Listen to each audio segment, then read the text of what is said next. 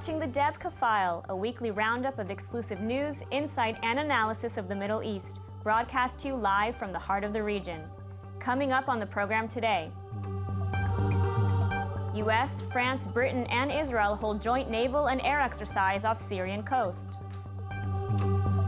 French spy ship joins USS Truman in Syrian waters. Iran and Hezbollah build new militia against Israel on the Golan border. Hamas hands over IDF penetration probe to Iran and Hezbollah. Beirut asks Russia to expand its air defense net over Lebanon. Saudi Crown Prince heads to G20 in first public appearance since Khashoggi affair. And now to our top headlines.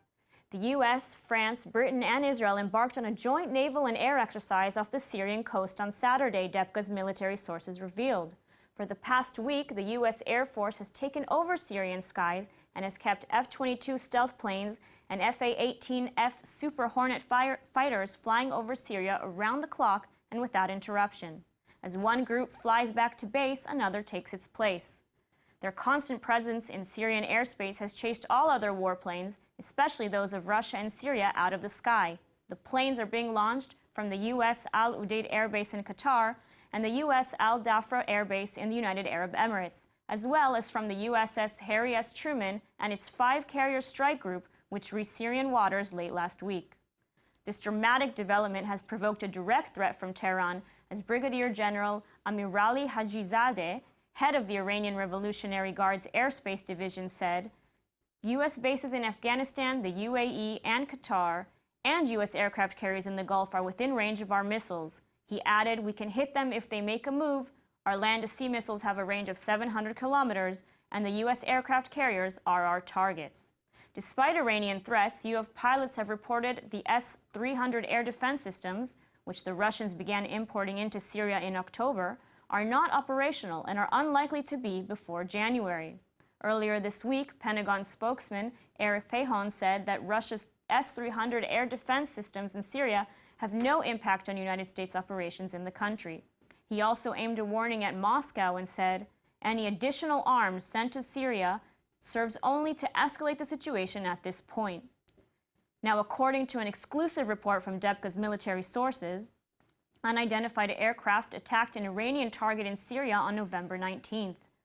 This was not a major operation and the target was small, but this marked the second attack on an Iranian site in Syria since Israel discontinued its aerial attacks in the second half of September. The first attack took place on October 23rd and appears to have been carried out by unidentified missiles against the Damascus region. After the airstrike, Washington sent out quiet messages that the U.S. Air Force was not involved. The advanced French spy ship Du Puy de l'Homme has reached Syrian waters and begun operations alongside the USS Harry S. Truman, a U.S. aircraft carrier, and its strike force of 5 guided missile warships. The USS Truman arrived off the coast of Syria last week, just as the Russian Middle East fleet concluded a series of search and destroy exercises led by 2 Russian guided missile frigates. Debka File's military sources have reported that the French ship is normally reserved by the Directorate of Military Intelligence of France for deployment into the world's major hotspots ahead of military flare-ups. In 2014, during the Ukraine war and the Russian invasion of Crimea, the French intelligence ship was repeatedly seen in the Black Sea while tracking Russian military movements. Not much is known about the surveillance systems aboard the French spy ship, but they are believed to be state-of-the-art.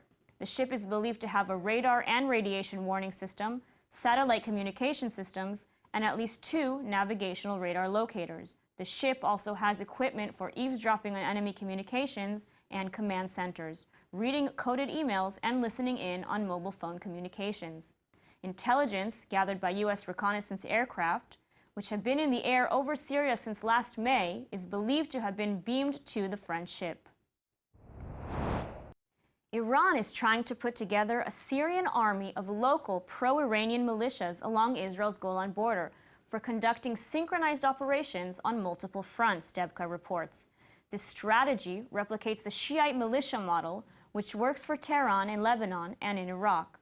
There are no Iranian troops in either country, only surrogate militias, some of which are stronger and better armed than the national armies of Iraq and Lebanon, most notably Hezbollah. Behind this move is Iran's Middle East war commander, the Al-Quds Chief General Qasem Soleimani. Currently, Hezbollah is making good progress planting militias in southern Syria. Some 2,000 recruits have joined up in the Daraa region, many of them former rebels who fought with the U.S. and Israeli armies before the Daraa and Qunetrak regions were captured by Syrian army with Russian help in June. The Iranian Revolutionary Guards pay each a generous salary of $250 per month to buy their combat experience and priceless knowledge of IDF methods of operation on Israel's northern border from years of exposure and personal acquaintance with the IDF. Soleimani plans to deploy these militias opposite Israel's Golan border. This is the plan which Major General Yoel Strick of the IDF's Northern Command referred to when he commented this past week that the Israeli military is well aware of Hezbollah's actions for establishing a terrorist structure on the Golan, and the Lebanese terrorist group will not be allowed to go through with it. IDF Chief of Staff Lieutenant General Gadi Eisenkot also made a statement this past week while touring the Bashan division on the Golan. He reassured the Israeli public that Iran had terrorist groups were very far from the place they hoped to attain, and that this was due to continuous quality operations. However, he did not specify the place that Iran hoped to attain or the place it had already reached. With us to discuss this is Dr. Martin Sherman, Director of the Israel Institute of Strategic Studies. Thanks for joining us. Thank you for inviting me. So we have Hezbollah in Lebanon and Hamas in Gaza. What's the significance of Iran building new surrogate militias along the Golan border? Well, this, of course, is a very grave development.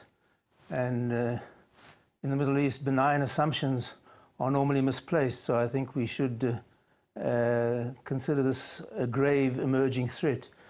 By the way, none of this would have been possible without the appalling agreement that Obama made with Iran, which basically enriched the regime economically, empowered it militarily, and entrenched it politically. So this is something we should keep in the background of and not lose sight of. I think perhaps one of the major aims of this move is to change the demography of Syria by bringing in Shiite troops, bringing in Hezbollah fighters. I understand that they're also incorporating Afghani Shiite fighters as well. And as you mentioned previously, that they're actually paying former Sunni rebels to join their ranks. So perhaps what they're trying to do now is to perpetuate their presence there by means of proxies. Mm-hmm. And is this something that Israel can afford to now face the fact or the possibility of a three-front war? Well, you know, unless you believe that the Hezbollah and Hamas and all these other organizations are amassing these military capabilities just for show, you must assume that at some stage they're going to use them. And the question is, can you allow them to choose the time and the place of attack? And I tend to believe that there's a strong case for preemption. We've seen with the Hezbollah being strengthened so greatly over the years, and the same with Hamas. There's certain ruinous results of restraint. We've seen a terrorist nuisance grow into a strategic threat. And so I would say there's a strong case for preemption, which of course, you know, the doctrine that says we should be careful of multiple fronts makes the decision recently in Gaza very difficult to understand. Because if you are fearful of multiple fronts, surely the strategic logic dictates that you should eliminate at least the threat in the south before it can develop into something more serious, and before they can coordinate attacks with the threats in the north. You mentioned Gaza. Prime Minister Benjamin Netanyahu just last week regarding Gaza made a compelling speech stating that there are major security threats facing Israel right now. Could he have been referring to this? Well, I'm sure this is one of the threat sort of firmly in the decision-makers' minds in Israel. You may have been referring to the resurgence, perhaps, of the Iranian nuclear endeavor, given the fact that the US has pulled out of it.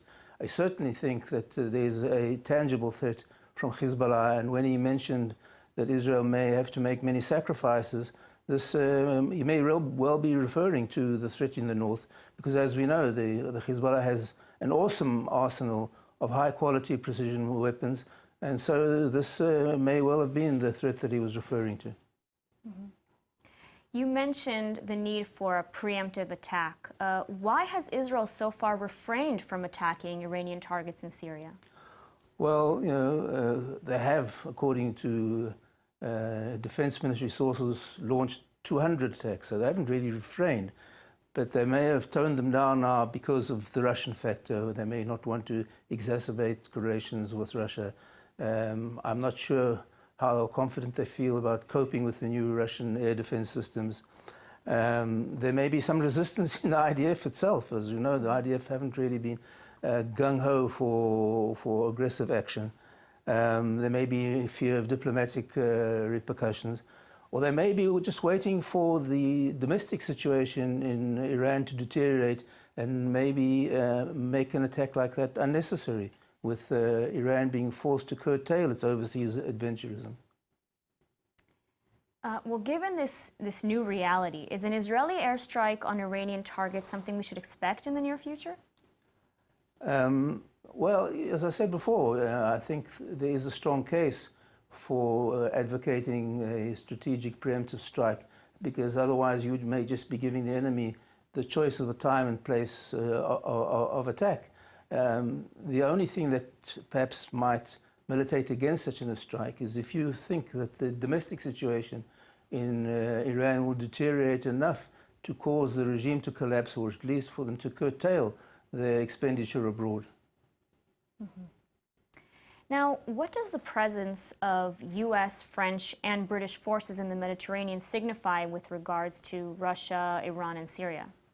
Well, I think at this stage, without further information and certainly without further corroboration, it's anyone's guess. But perhaps one of the reasons that has been advanced is to deter Assad from any further chemical attacks. As you remember, in April, there was a joint Western attack on Syria because of chemical attacks that were attributed to Assad.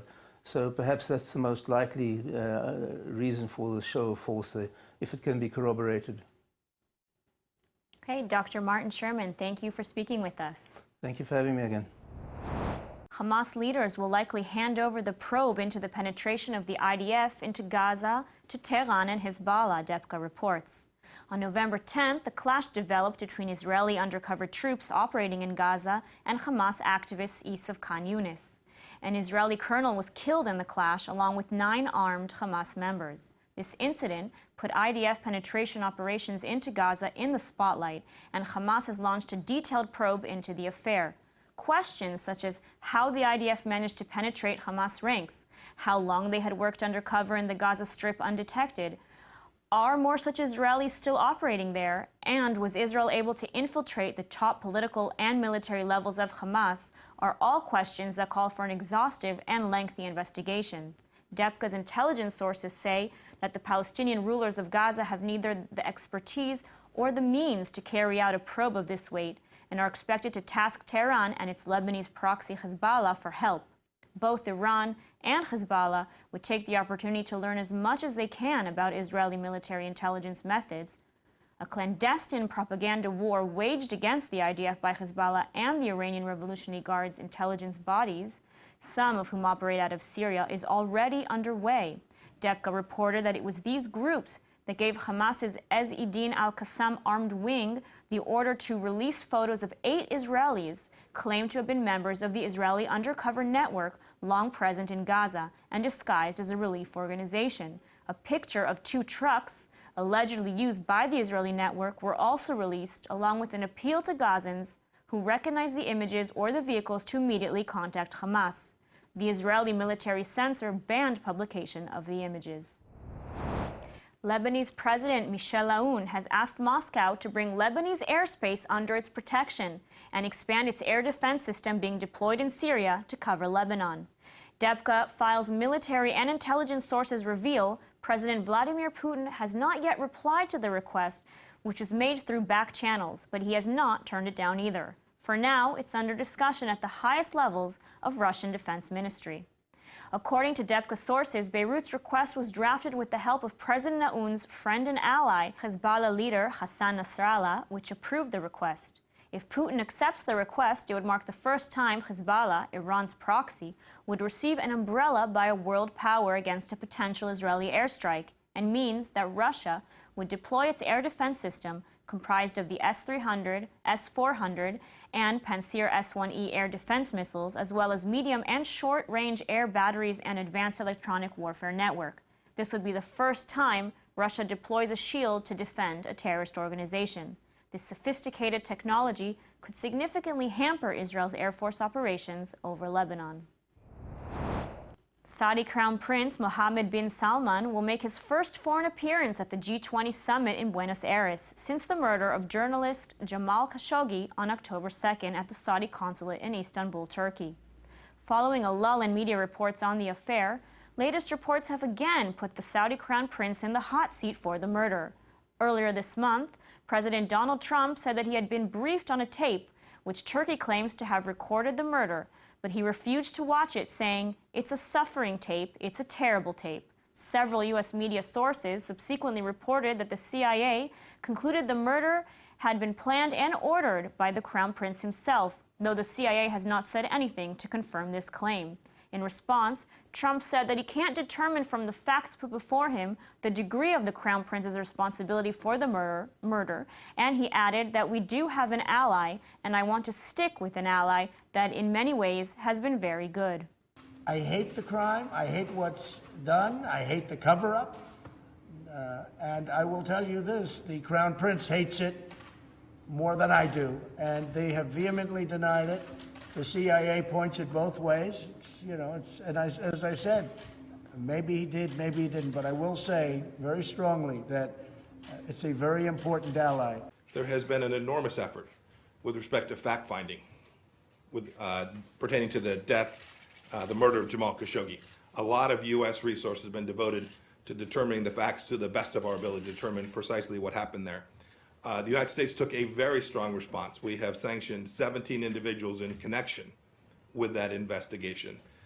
We are at the same time committed to making sure that we place America's national security interests and all the actions that take place in the context of doing the right thing to make sure that America continues to thrive and grow.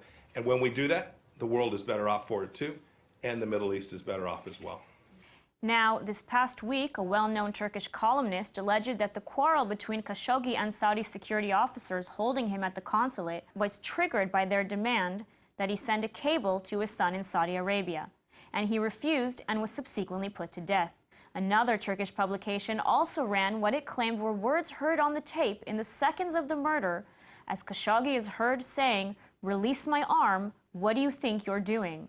This was followed by the sounds of blows and torture, and then a man who said, "It feels spooky to put on the clothes of a man we killed 20 minutes ago."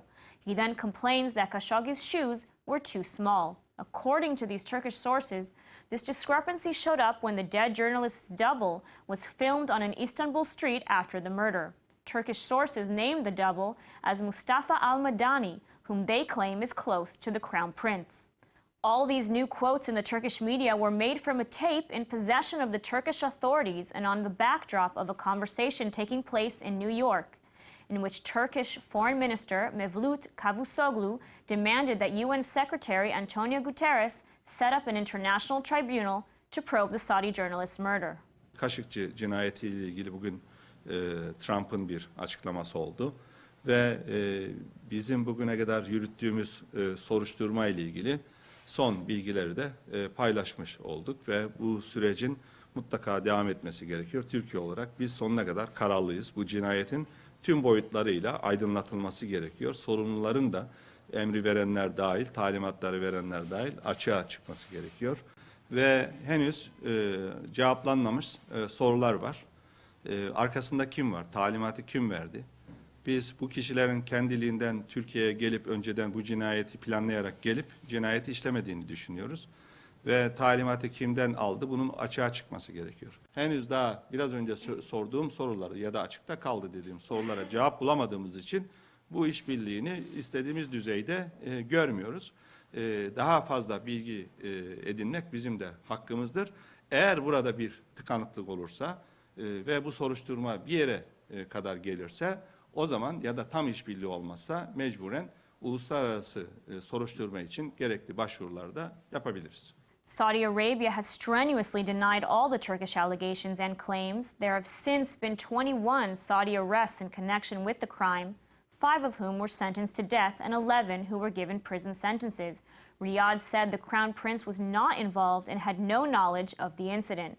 According to Debka sources, the new publications on the Khashoggi affair reflect a fresh and coordinated effort to unseat the Crown Prince, as the sources point to 4 motives. The first is that certain Washington circles are determined to impair the strong relationship between the Trump administration and the Saudi rulers. Those circles have sought to get at President Trump through the downfall of the Crown Prince in the hopes that it would jeopardize Trump's anti-Iran campaign and also his projected Israeli-Palestinian peace plan, which is contingent on the cooperation of Saudi Arabia, Egypt, the United Arab Emirates, and Israel. Additionally, a number of interested parties and members of the world oil community see the Saudi Crown Prince and the Crown Prince of the United Arab Emirates as a joint powerhouse in the Gulf, and dethroning the 2 princes is their ultimate goal. Debka sources reported that Turkey also planted a second story in the media, which sought to name UAE's Crown Prince as an accomplice in the Khashoggi crime cover-up by assigning this task force to a team of 4, which included exiled Palestinian Mohammed Dahlan. The Emirates' foreign minister denied all allegations. Debka sources also said that Turkish President Tayyip Erdogan aims to thrust the 2 crown princes aside in his bid to take leadership of the Sunni Muslim world. Finally, the G20 summit in Buenos Aires would see the Saudi crown prince side by side with world leaders. This new flood of negative reports hitting the media in the last few days aims at making him an international persona non grata. That's all for this week's edition of the Debka File. We'll be back with you next week for more exclusive news, insight, and analysis. Make sure to check out our Facebook page at Israel English News and our website. I'm Lidarga Velazi. Thanks for watching.